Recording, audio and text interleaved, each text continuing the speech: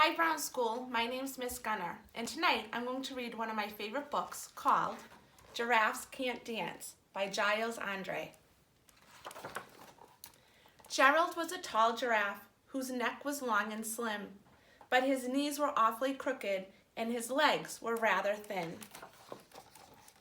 He was very good at standing still and munching shoots off trees, but when he tried to run around, he buckled at the knees. Now every year in Africa they hold the jungle dance where every single animal turns up to skip and prance. And this year when the day arrived, poor Gerald felt so sad because when it came to dancing, he was really very bad. The warthogs started waltzing and the rhinos rock and rolled. The lions danced a tango that was elegant and bold. The chimps all did a cha-cha with a very Latin feel, and 8 baboons then teamed up for a splendid Scottish reel. Gerald swallowed bravely as he walked toward the floor, but the lions saw him coming and they soon began to roar. "Hey, look at clumsy Gerald," the animals all sneered. "Giraffes can't dance, you silly fool. Oh, Gerald, you're so weird." Gerald simply froze up. He was rooted to the spot. "They're right," he thought. "I'm useless. Oh, I feel like such a clot." So he crept off from the dance floor and he started walking home.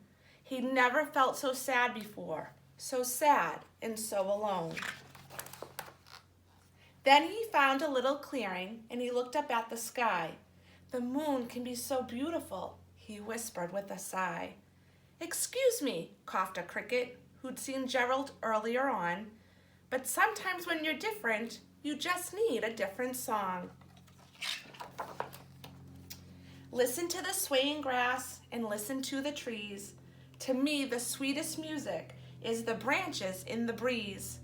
So imagine that the lovely moon is playing just for you. Everything makes music if you really want it to. With that, the cricket smiled and picked up his violin. Then Gerald felt his body do the most amazing thing. His hooves had started shuffling, making circles on the ground. His neck was gently swaying and his tail was swishing round.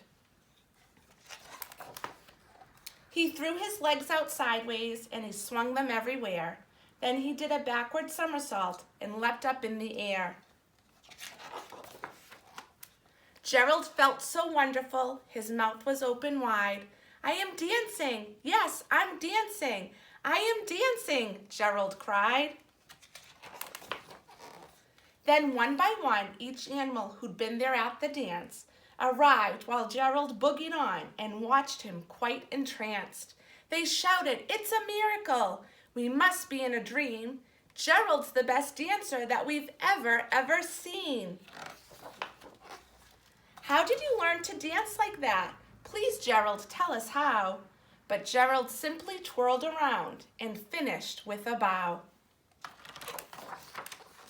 Then he raised his head and looked up at the moon and stars above. "We all can dance," he said, "when we find the music that we love." Happy reading, Brown School.